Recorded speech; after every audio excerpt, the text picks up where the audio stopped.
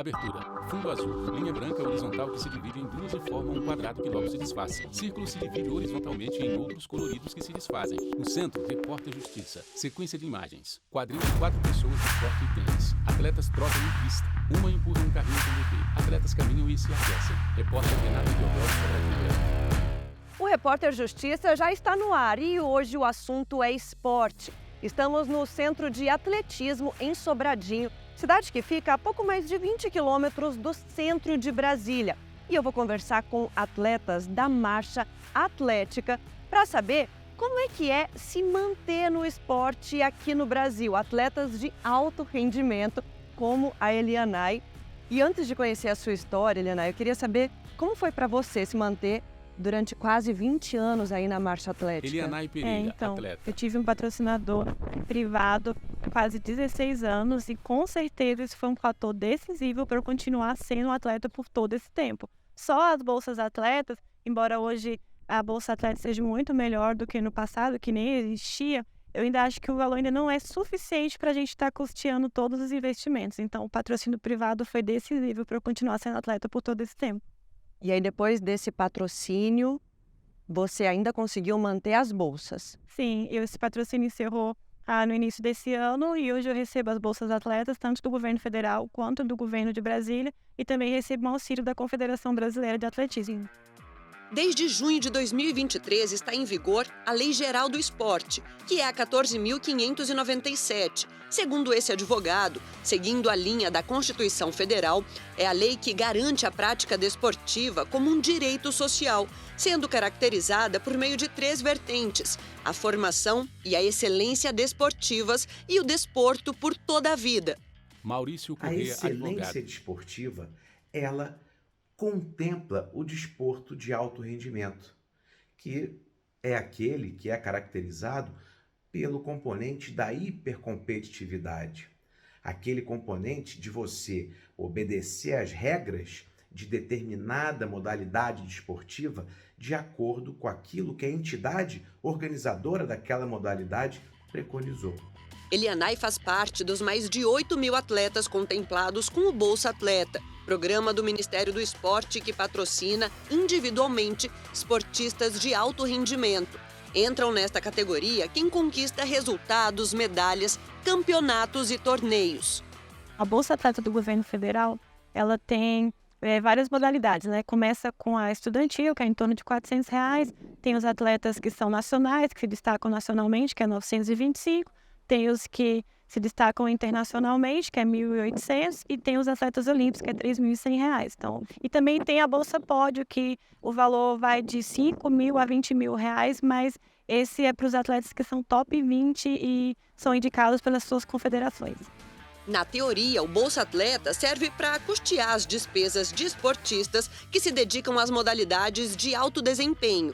A intenção é fazer com que não seja preciso parar de treinar para trabalhar, ou que o atleta abandone o esporte. Na prática, a realidade é um pouco diferente. Bibi recebe bolsa de R$925, dinheiro suficiente para suprir alguns custos, mas ainda assim não cobre todas as contas. E aí ela precisa fazer alguns trabalhos por fora.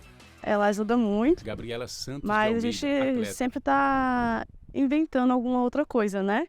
Tipo assim, eu sou árbitro também, eu também trabalho numa hamburgueria, e aí vai complementando o que precisa. Num bate-papo bem despretensioso, a opinião dos atletas é parecida nesse sentido. Vou pedir licença aqui para vocês um pouquinho para conversar com o Claubert, porque eu quero saber um pouquinho da tua história, né, Claubert? A gente estava conversando agora sobre os investimentos, como é difícil comprar tênis, comprar os suplementos, comprar o que precisa comprar para se manter como um atleta de alto rendimento com as bolsas que são oferecidas. Você só tem uma, não é? Isso, eu só recebo a Bolsa Federal por enquanto. Claubert A meta França, é atleta. conseguir a do DF daqui a alguns dias. Claubert está na marcha atlética desde 2018 e é uma promessa para o país. Recebe R$ 1.800 de bolsa, mas explica que o valor ainda não é suficiente para suprir todas as necessidades de um atleta de alto rendimento. Nos dias de hoje, acho que a gente precisaria de no mínimo uns R$3.000. Sem brincadeira, porque em tênis é muito caro, a suplementação também acho que a parte mais cara é a suplementação. Aí você vai procurar um bom nutricionista, você vai ver um bom nutricionista é uns R$ 400, mais ou menos. Então, assim, é muito dinheiro que a gente gasta para pouco retorno aqui no Brasil. Diante o critério do Bolsa Atleta de ficar entre os 3 melhores do Brasil na modalidade, esse ano Bibi ficou em 4º lugar, ou seja, vai perder o benefício para o ano que vem. Mas a esperança, essa ela não perde de jeito nenhum. Acho que o esporte já está aqui dentro, né? Acredito que desde pequenininha já foi plantada a raiz, agora já nasceu a planta. Já desenvolveu. É claro que eu acompanhei o treino dessa galera de peso e acredite, eles marcham cerca de 100 quilômetros por semana. É isso mesmo, é muito chão e muito treino. Fora a musculação, fisioterapia, alimentação, enfim, são vários os cuidados que eles precisam ter para manter a saúde em dia e um bom condicionamento. Eu digo que todo atleta também é ginasta, né? A gente tem que fazer uma ginasta, a gente tenta comprar as coisas que a gente precisa, divide no cartão, parcela, pede para alguém ajudar e tudo, porque, na verdade, a gente é grato pelo que a gente tem, mas a gente sabe que poderia ter muito mais, e se tivesse muito mais apoio, os nossos resultados seriam melhores. A gente já viu que são muitos os desafios, mas a paixão pelo esporte é o que mantém essas pessoas unidas, praticando aquilo que mais amam e fazem com paixão.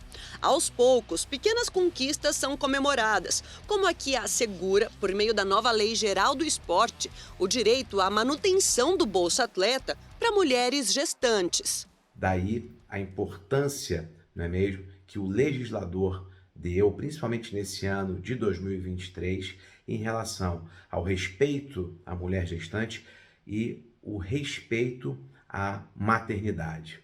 Portanto, a nova Lei Geral do Esporte assegura esse direito e principalmente a proteção da gestante, o que é um grande avanço, principalmente se comparado com legislações que não tinham cuidado com essa condição da mulher. Em 2016, Eliana engravidou e não demorou nem um mês após o nascimento da filha e ela já precisou voltar aos treinos e às competições para não perder o apoio. Agora, essa realidade mudou. Eu acho que isso vai beneficiar muitas mães e não vão ter que passar pelo que eu passei e voltar a treinar muito cedo. Voltei a treinar logo com 2 meses. Eu competi com 3. Na verdade, eu competi com 25 dias após uma cesárea para ter que justificar que eu estava treinando. Avanços que passam a enxergar o atleta em sua particularidade e gerações que chegam no esporte mais amparadas, com mais força e esperança de conquistar um lugar ao pódio. Luigi ainda não recebe o benefício do Bolsa Atleta, mas já sonha com as Olimpíadas. Luigi Vila É Camargo, o meu objetivo. atleta. Bom, eu nunca participei de nenhum campeonato fora do Brasil. Então, sempre eu penso ir um pouquinho de cada vez. Então, poxa, eu quero ser o melhor de Brasília, depois de melhor de Brasília, melhor do Brasil e depois o melhor do mundo. Então, eu vou um passo de cada vez. É isso aí, Luigi, aos poucos e sem deixar de sonhar. Até porque o investimento já começou.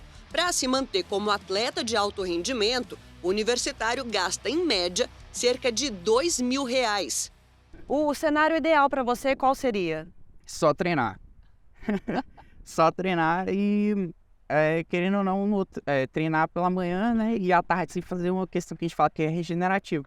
Quer fazer, por exemplo, uma corridinha, ou fazer, a gente gosta de fazer muita banheira de gelo, que a gente chama, que é entrar dentro de um tambor com gelo. Então, isso é a melhor coisa que seria. No meio dessas feras, é claro que eu não ia perder a oportunidade de aprender um pouquinho sobre as regras desse esporte tão bacana. Bom, a marcha, na verdade, é corrida de andar rápido. Ganha quem anda mais rápido. Porém, tem 2 regras, né? 2 regras que, se você não cumprir, você pode ser desclassificado. A primeira regra chama a regra de bloqueio. Você tem que, na hora que você entra, o joelho tem que estar esticado. Esticado. Isso. Se o joelho estiver dobrado, leva uma falta. E a segunda falta é que a perna que vai ultrapassar essa aqui, só depois que essa encosta, que a de trás sai.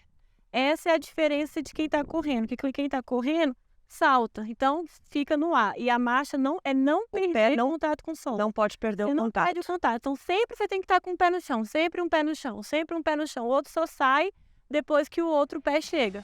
E lá vou eu passar vergonha, mas posso dizer que já pratiquei marcha atlética ao lado de uma atleta de alto rendimento. Esse check tá dado. A gente marchou só poucos metros, só para eu aprender um pouquinho das regras. Você dá 50 voltas aqui para completar 20 quilômetros todo santo dia. Parabéns. Muito obrigada. Valeu demais, viu? E no próximo bloco, o repórter Leonardo Ferreira vai falar sobre saltos ornamentais. E o Brasil é referência, viu? Um dos principais motivos são os investimentos e patrocínio na modalidade. Continue com a gente. Vinheta Repórter Justiça. Vinheta Repórter Justiça. Sequência de imagens. Campo de futebol visto de cima. Homem faz embaixadinha. 2 pessoas correm em um deck. Homem surfa. Homens treinam boxe.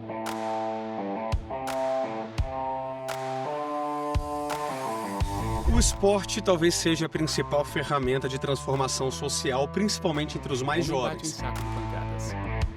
E isso vai muito além de uma modalidade específica. Tem a ver com cidadania, inclusão, educação, saúde e, consequentemente, menos desigualdade. A cada R$1 investido no esporte, nós temos uma economia sensível na José saúde, Antônio Soares Silva. na dirigente educação esportivo. e na transformação desse jovem para que ele tenha objetivos certos com relação à sua própria educação no banco escolar. Para muita gente, o esporte está atrelado ao hobby, lazer e entretenimento. Casal com raquete de tênis sorri. Mas de norte a sul do país, muitas pessoas sonham em se tornar um atleta profissional, de destaque. Ginasta se ergue em uma barra. E para isso é preciso investimento, principalmente quando pensamos nas camadas sociais mais vulneráveis. 2 mulheres treinam karatê. O problema é que boa parte do incentivo financeiro e de treinamento é voltada a esportes e atletas de alto rendimento. Aí quem perde com isso são as categorias de base. Quem está começando na modalidade. Investir na formação, no esporte de base e no esporte para toda a vida, como diz a Lei Geral do Esporte. Isso é muito importante. Óbvio que a excelência, o alto rendimento, é apenas uma vitrine lá na frente, mas nós temos que fortalecer a base, exatamente dentro do banco escolar, lá dentro das escolas. Homem salta por um trampolim na piscina. Um esporte que mistura movimentos acrobáticos e estéticos. Um espetáculo no ar que dura poucos segundos. Mulher de costas na piscina. A história revela que os saltos ornamentais começaram despretensiosamente há centenas de anos, como uma diversão entre os gregos que pulavam de rochas para o mar em busca de alcançar tesouros.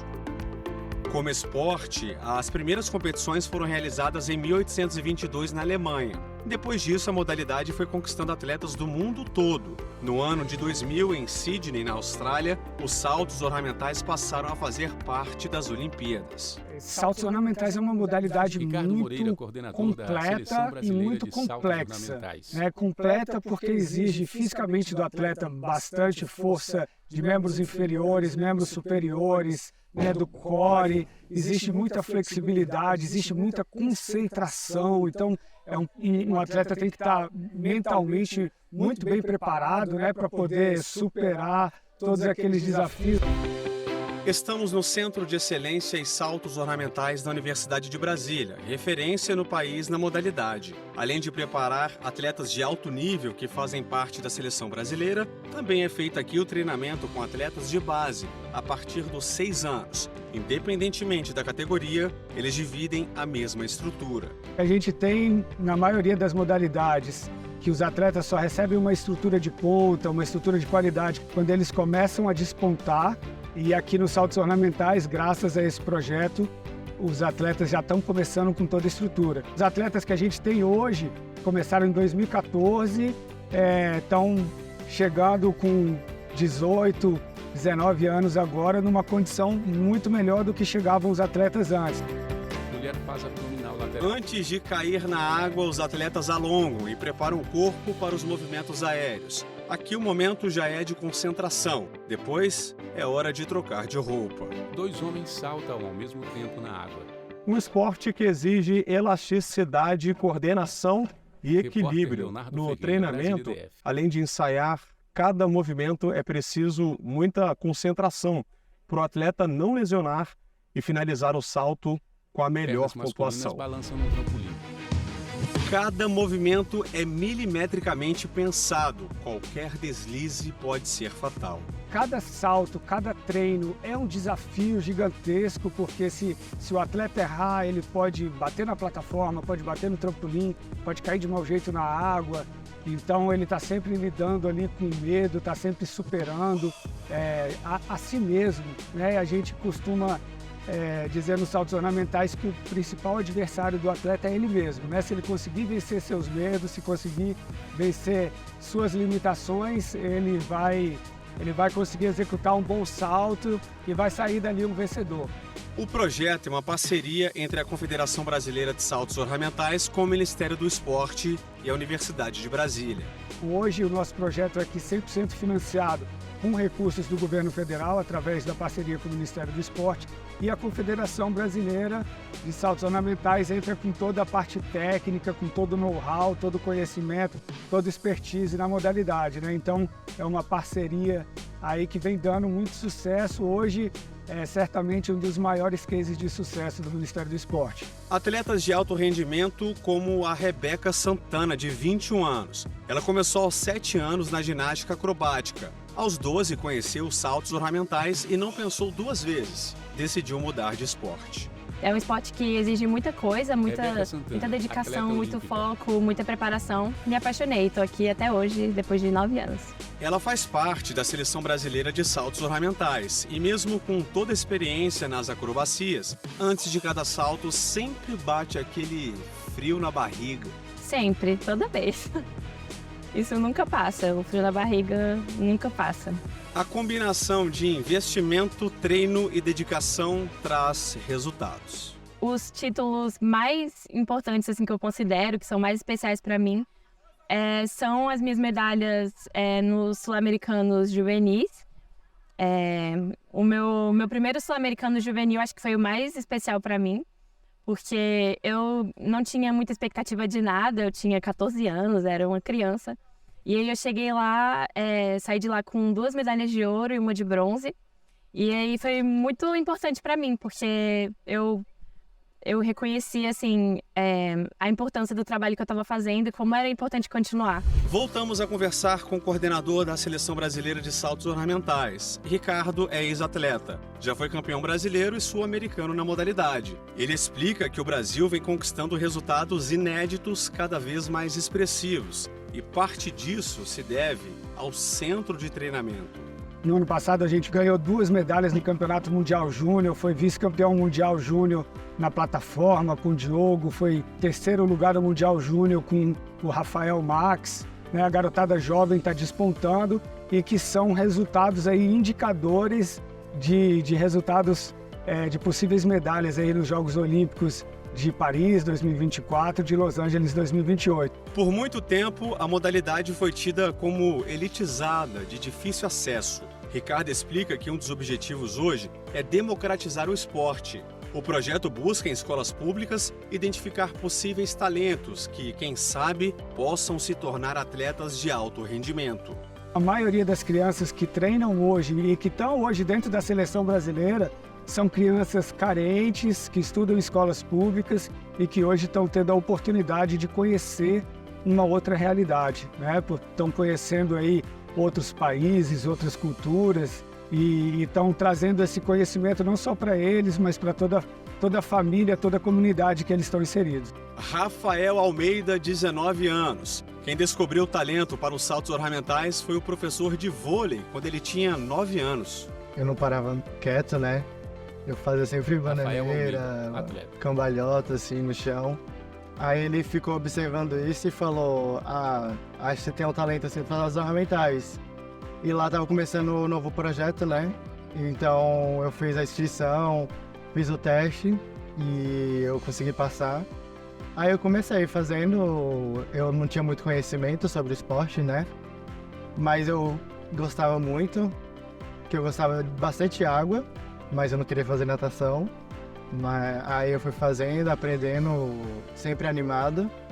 E foi uma paixão, assim, os saltos. Paixão que virou vocação, profissão. Isso por causa da mistura de adrenalina, concentração, coragem. Hoje, ele é uma grande promessa da modalidade.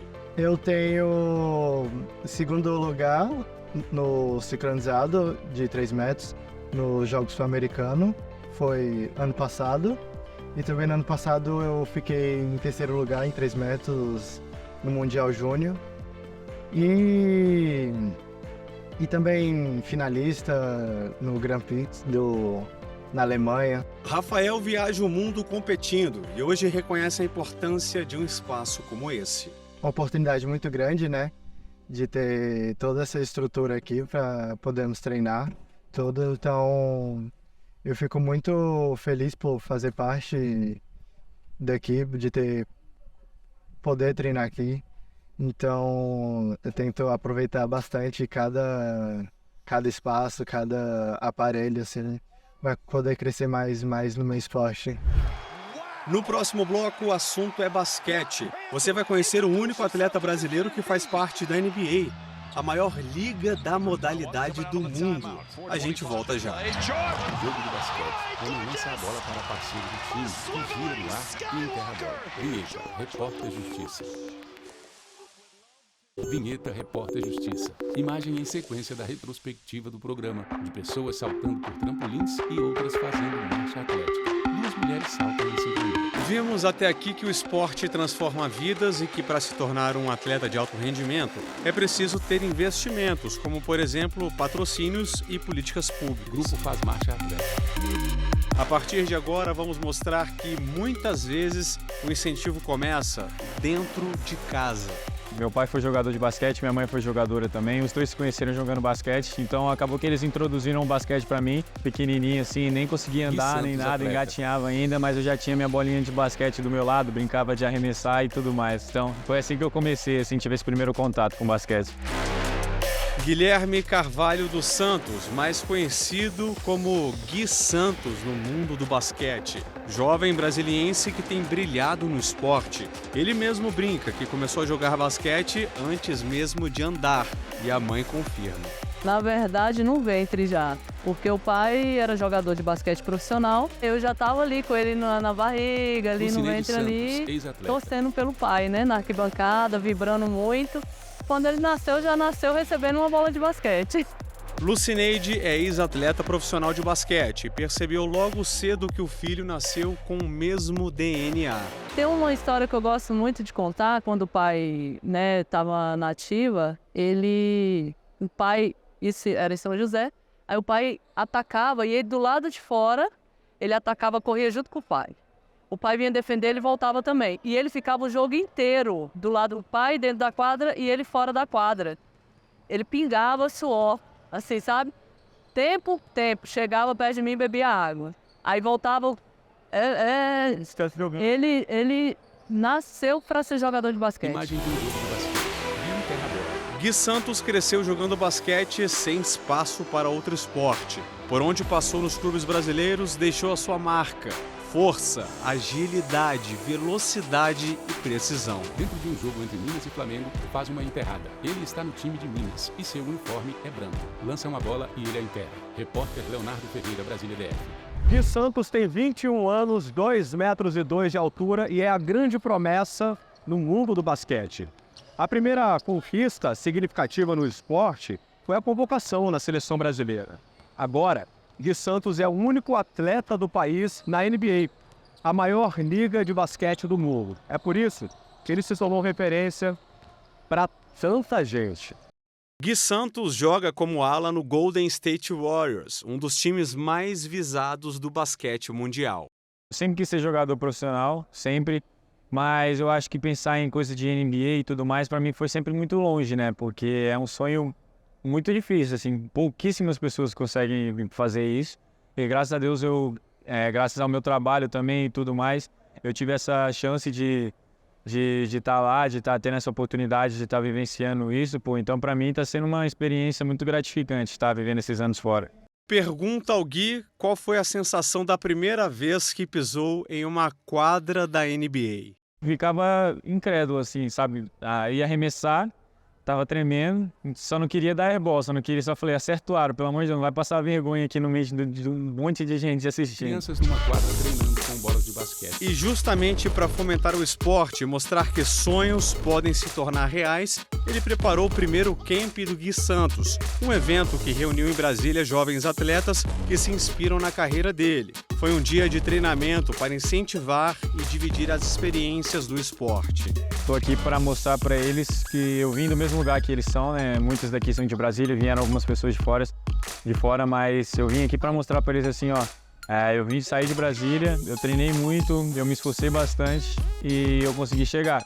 Então eu tô aqui para mostrar para vocês também, além de passar um pouco dos ensinamentos e tudo mais, mas para mostrar para vocês que é possível. Se vocês querem, se vocês quiserem, mesmo com vontade, trabalhar para isso, vocês conseguem alcançar. Acompanhamos de perto o dia de treino. Teve a parte técnica, prática, física e bate-papo.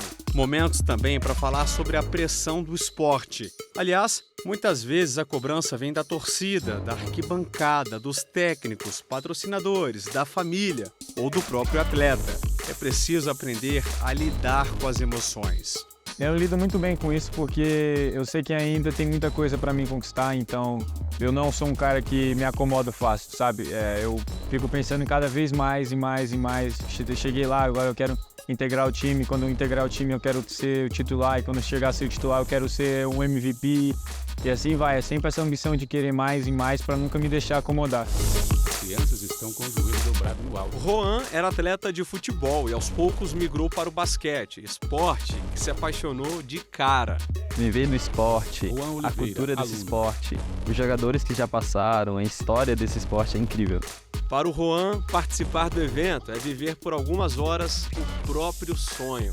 Estar do lado do meu ídolo mostra que eu consigo chegar, eu consigo treinar com ele. Eu tô aqui. Isso me coloca um passo mais próximo da NBA.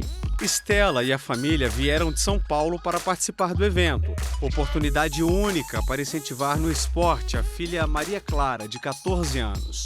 Nós, como pais, eu como mãe, eu acho que é uma forma de falar, ó, tudo é possível. Você vê, se você quer, se você sonha, é possível você chegar onde você quer. E basta você se dedicar. Eu acho que a gente insiste muito nessa questão da dedicação e do esforço. Então, acho que teve muito esse lado, assim, de vamos chegar perto, assim, parece que você está chegando perto de uma pessoa que conseguiu, que vai te mostrar que é possível esse caminho. Os alunos estão enfileirados.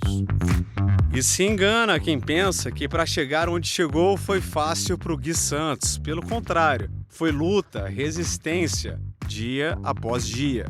Não foi fácil, né? É uma história assim longa, né? De busca, de conquistas. Chegava na quadra assim, ele era muito magrinho. Aí ninguém apostava muito nele, apesar do talento que ele já tinha. Mas era muito magrinho, precisava força e tal. Só que assim, ele hoje vê, né, todo o processo, ele chegar aonde chegou e aonde vai alcançar, que eu tenho muita fé nisso, para mim é satisfatório. Orgulho dos mais jovens, referência para uma nação e a família. Deixa aqui, a mãe diz. Ver ele hoje como exemplo de muitos meninos, né? Igual tá aqui, todo mundo olha para ele, o olhinho dos meninos brilham para ele assim, é fantástico. Eu fico super orgulhosa de ter criado ele assim, né? Nessa humildade. Ele sempre leva isso. Para onde ele vai, ele leva. Tudo isso que a gente passou para ele.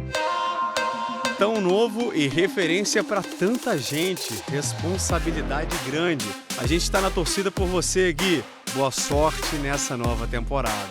Basquete representa a minha vida em geral. Igual eu falei para você, meu pai e minha mãe se conheceram jogando. Então, eu sou fruto do basquete em geral, sabe? Se não fosse o basquete, se não fosse a bola de basquete, meu pai e minha mãe não teriam se conhecido.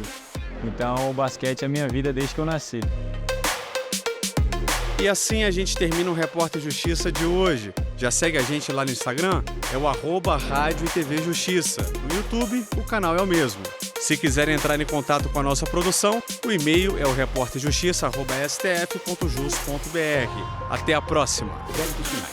Produção de Didi Aragão. Reportagem de Leonardo Pereira e Renata Teodoro. Edição de texto Leonardo Pereira e edição de pós-produção Rafael Duarte e Marcelo Santos. Cabelo e maquiagem Eliana Brandão. Cinegrafia Jeff Martins e Luiz Guilherme. Assistência técnica Cléber Clemente e Paulo Paz. Videografismo Lucas Matias. Núcleo de programação Rosa Guarda. Núcleo técnico Fábio Guedes. Núcleo de produção do programa Flávia Soledade. Supervisão. Coordenadoria de Gestão da TV e Rádio Justiça. Secretaria de Comunicação Social, STF. Realização Rádio e TV Justiça 2023.